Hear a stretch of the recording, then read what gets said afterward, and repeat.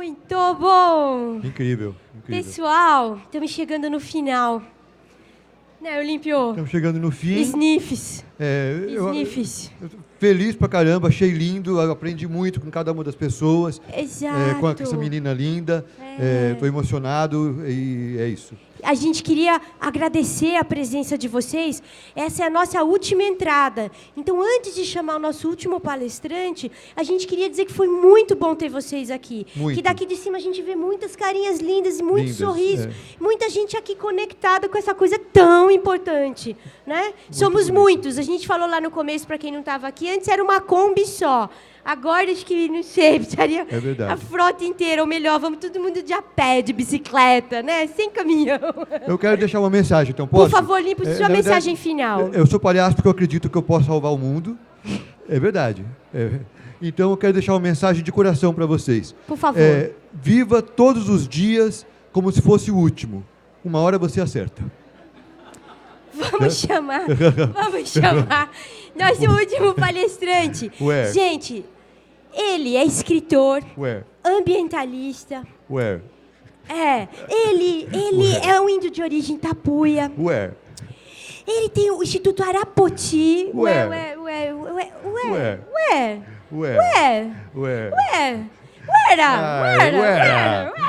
Cacauera, senhora. Cacauera, gente. Desculpe essa trocadilho incrível, Cacá.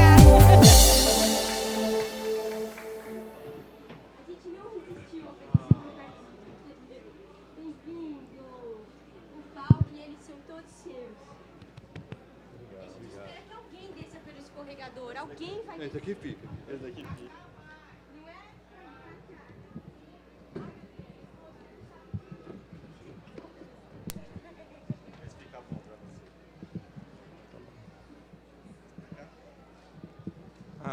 Aí?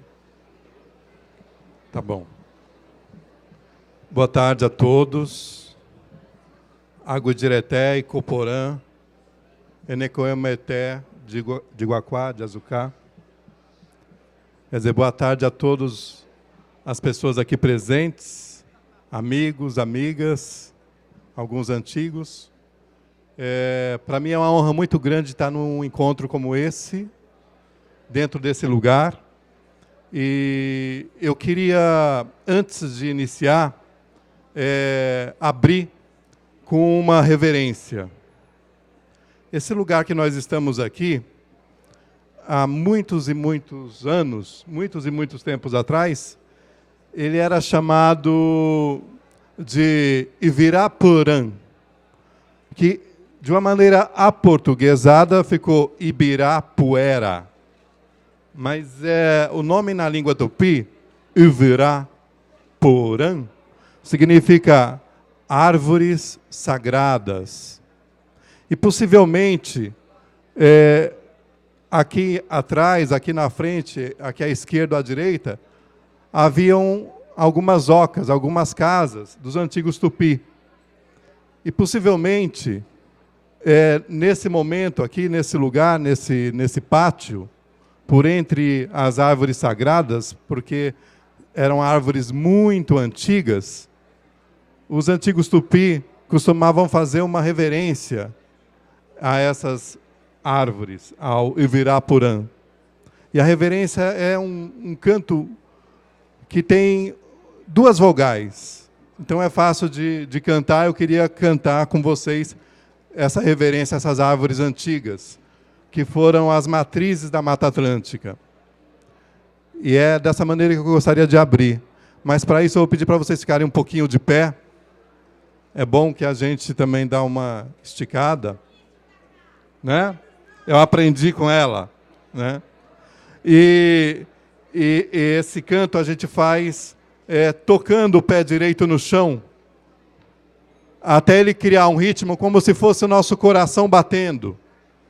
Isso é um código dos antigos. Quando a gente bate o pé no chão, e quando todo mundo bate o pé no chão junto, a gente cria um ritmo como se fosse um coração. E esse código significa nós estamos unidos à terra. Né? É só esse toque no chão. E o toque com a mão direita no coração também. Ó. E o canto é assim, ó. A, e, hey, hey, hey, hey. Aê, hey, hey, hey, ha. Aê, hey, hey, hey, hey. Aê, hey, hey, hey, ha. Aê, hey, hey, hey, hey. Aê, hey, hey, hey, ha. Aê. Continua com a mão no coração. 30 segundos de olhos fechados, inspirando os... Pensa que seus pés são as raízes que te ligam à Mata Atlântica e a todas as florestas. E que você é somente uma das inúmeras árvores dessa grande floresta que é a Mãe Terra. Com toda essa diversidade de ecossistemas. A única diferença de você para essas árvores é que você é uma árvore que anda.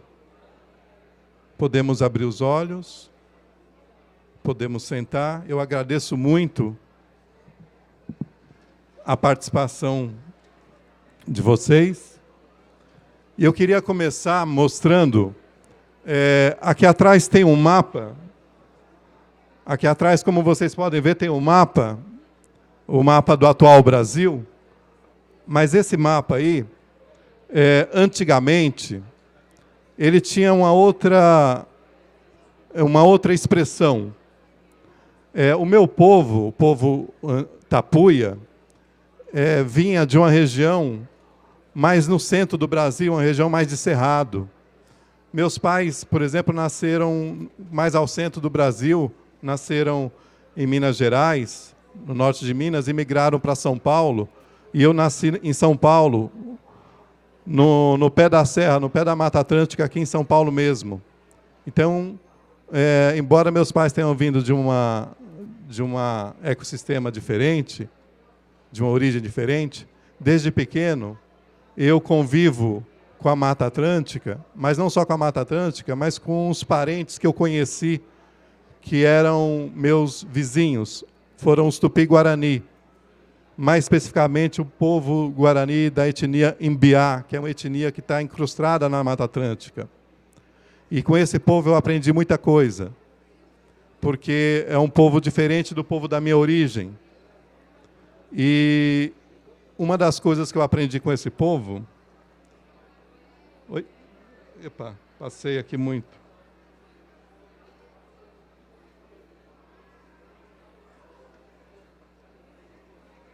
Aqui. Uma das coisas que eu aprendi com esse povo, que, segundo a tradição tupi, todos nós, independente de origem de etnias, de cores, etc., todos nós temos uma origem em alguma floresta ou em algum ecossistema, em alguma montanha, em algum deserto, mas para a tradição tupi, a origem do primeiro homem, do primeiro ser humano, é uma árvore. E essa árvore, na tradição tupi, é chamada de Ivirapitanga. Quando os portugueses chegaram aqui, passaram a chamar, com o tempo, essa árvore de pau-brasil. A palavra Ivirapitanga significa árvore da alma vermelha. E essa árvore da alma vermelha, a alma vermelha dessa árvore se tornou motivo de exploração dessa árvore mítica que marca, na visão tupi, a origem do primeiro ser humano. Para aqueles que aqui chegaram, os portugueses, essa essência vermelha era de um valor monetário, de um valor econômico altíssimo. Por isso o interesse de ser explorada. Mas, para os povos tupi, essa essência vermelha marcava a essência do homem vermelho, do primeiro homem que se manifestou na Terra como ser humano. Isso faz parte da mitologia de toda uma cultura ancestral que habitava aqui, segundo esse mapa que vocês estão vendo aqui atrás, da ponta do sul até a ponta do norte, pelas beiradas, esse povo habitava nessa floresta, ou próximo a essa floresta, há mais ou menos 12 mil anos. No entanto, o interesse econômico de explorar esse Ivirapitanga, essa árvore da alma vermelha, fez com que esse lugar deixasse de chamar Tupi-Iretama, lugar dos Tupi, para se chamar, num segundo ou terceiro momento, Brasil, que é o nome atual da nossa nação. Mas por que se chama Brasil? Por causa da exploração do pau-brasil. Mas tem uma coisa tão terrível nesse nome, que eu vou trazer à memória a vocês. Antigamente, os antigos Tupinambá que moravam aqui fizeram um acolhimento tanto aos portugueses quanto aos franceses que chegaram nessas matas. E os franceses começaram a explorar, através do acolhimento dos Tupinambá, essa árvore da alma vermelha, que passou a ser chamada pelos portugueses de pau-brasil. Os portugueses, chamando os franceses de piratas, tinham um nome para quem roubava a árvore da alma vermelha. E o nome para quem, na visão dos portugueses, roubava a árvore da alma vermelha, era brasileiro.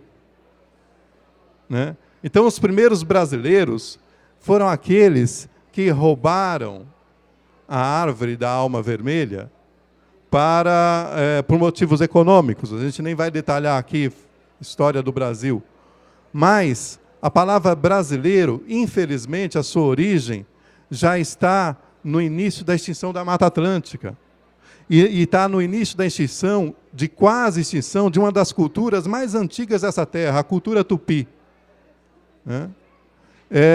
Bom, não é preciso dizer que foram milhões, milhares, trilhões de pau-brasil que foi embora, e que a palavra brasileiro não é um nome que vem de quem mora nessa terra, mas é um nome, infelizmente, de quem roubou um pouco do espírito da alma vermelha, e roubou muito, muito, a ponto de quase dizimar a Mata Atlântica, de todo um ecossistema, de todo um sistema de vidas. Isso, infelizmente, é uma coisa que nós devemos recobrar aqui nesse momento. Mas não é recobrar para provocar revolta, não. É recobrar para retomar uma indignação na possibilidade de haver século XXI, como já foi colocado aqui no começo desse encontro. Não é? Recobrar no sentido de ver, poxa vida, nós fundamos uma nação a partir de uma exploração e de quase morte de todo um povo, que não só um povo humano, como os antigos Tupinambá, mas um povo, uma diversidade de povos. O povo inseto, o povo pedra, o povo de diversas outras árvores que, por extrair o pau-brasil, acabou extraindo diversas outras tantas árvores, e etc. e tal. Então, o brasileiro, na conotação do século XVI, que roubava o pau-brasil, com o tempo, passou a ser aquele que incorporou diversas outras culturas na sua presença. Né? Os primeiros 100 anos de Brasil é resultado do cruzamento de tupis, mulheres tupis, com portugueses e com franceses e com holandeses. Essa é a geração que formou o povo brasileiro, que deveria chamar, na língua portuguesa, se não fosse a terminologia eiro, eiro é todo aquele dado a pessoas que têm um ofício, o jornaleiro, o verdureiro, o brasileiro, um ofício tão terrível de roubar o pau-brasil e quase acabar com a Mata Atlântica. Nós deveríamos, ou poderíamos nos chamar, por exemplo, como nós dissemos na nossa língua, avaeté, nós poderíamos nos chamar, que significa seres de verdade, ou nós poderíamos nos chamar aqui também carijó. Carijó significa aqueles que se mesclaram, aqueles que se tornaram outras gentes a partir da união de etnias diferentes. Nós poderíamos nos chamar Awen, que significa ente humano. Nós poderíamos nos chamar Burum, que significa gente da terra, gente daqui, ou gente que acolheu essa terra, mas nós nos chamamos brasileiros. E nós carregamos essa marca, nós carregamos esse desafio de transformar, pelo menos fazer um grande esforço para transformar essa marca de predadores da nossa própria espécie e de diversas outras que já se foram e que não podem retornar mais, para sermos guardiães da terra, para sermos recriadores de um futuro possível. Né? Que esse nome brasileiro passa a fazer um sentido diferente a partir desse momento, a partir dessa época. E isso, eu creio que a tradição tupi tem um ensinamento precioso que aprendeu com a mata para transmitir para vocês.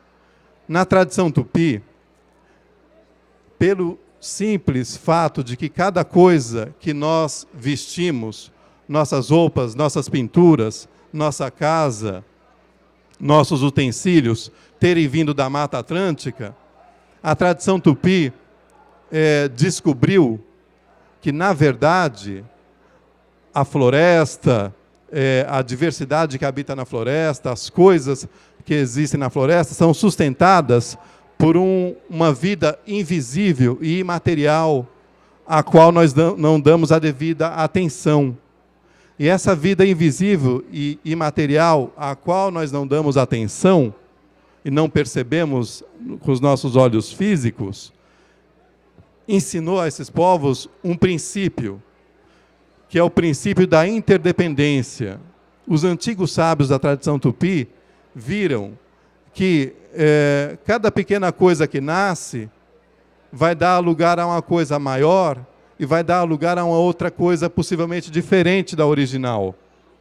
E viram que as florestas, as árvores, as flores, os frutos, eles são diferentes, mas eles têm uma unidade e eles só são possíveis de se expandirem justamente porque eles são diferentes. Se você colocar num espaço de terra só eucalipto, se você colocar só cana-de-açúcar, se você colocar só araucária, só pinheiro, você vai criar aí uma vida sem vida.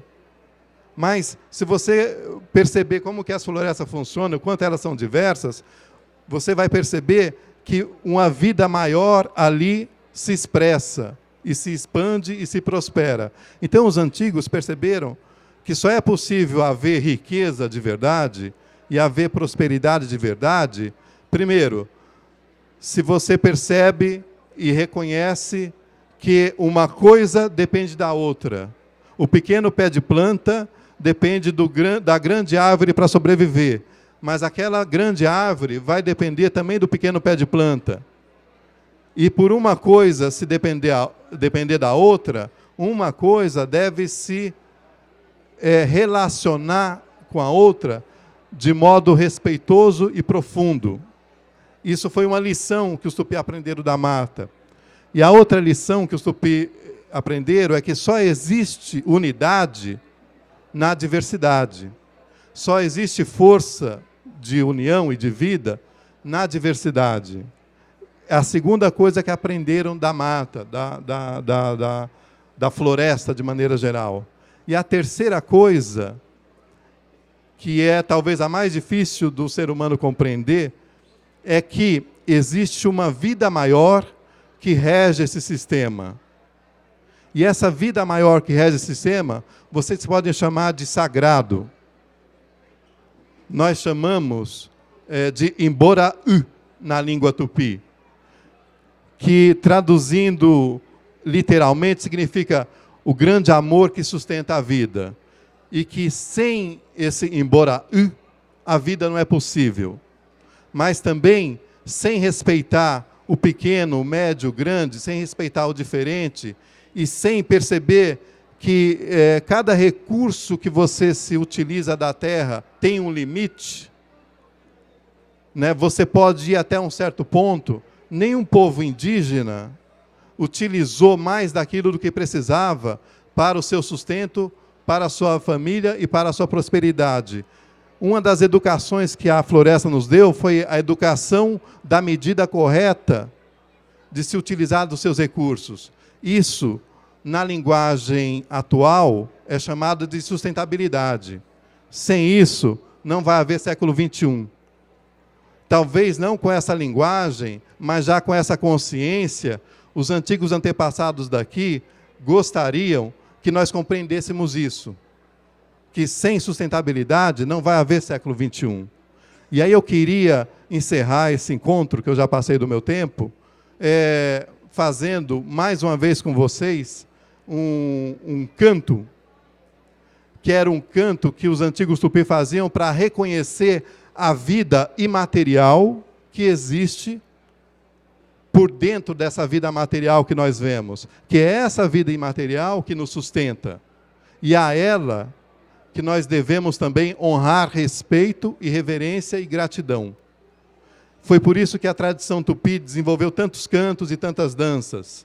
Então eu queria encerrar fazendo essa reverência a essa vida imaterial, né? Aqui, mesmo hoje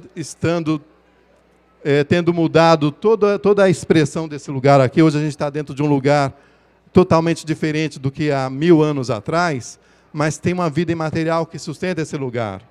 E esse lugar, para os antepassados, vai continuar sendo o lugar das árvores sagradas. E eu queria, novamente, então, honrar a vida imaterial que sustenta toda essa rede de relações que somos nós. E, para isso, eu vou pedir a colaboração, mais uma vez, de vocês. Ficar mais um instante de pé para a gente fechar.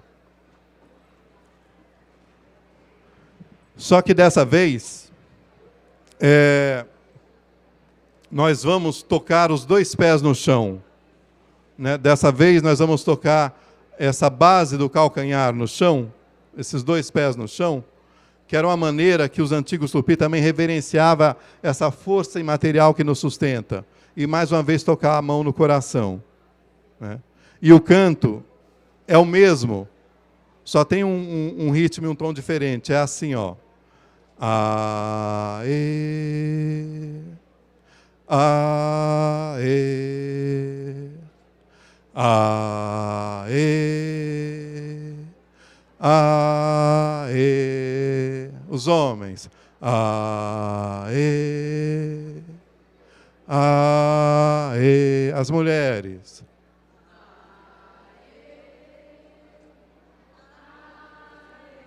Os homens. Aê, aê. As mulheres.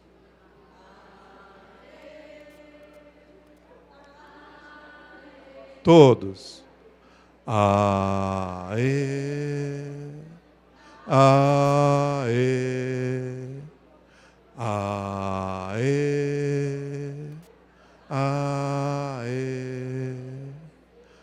aê, aê.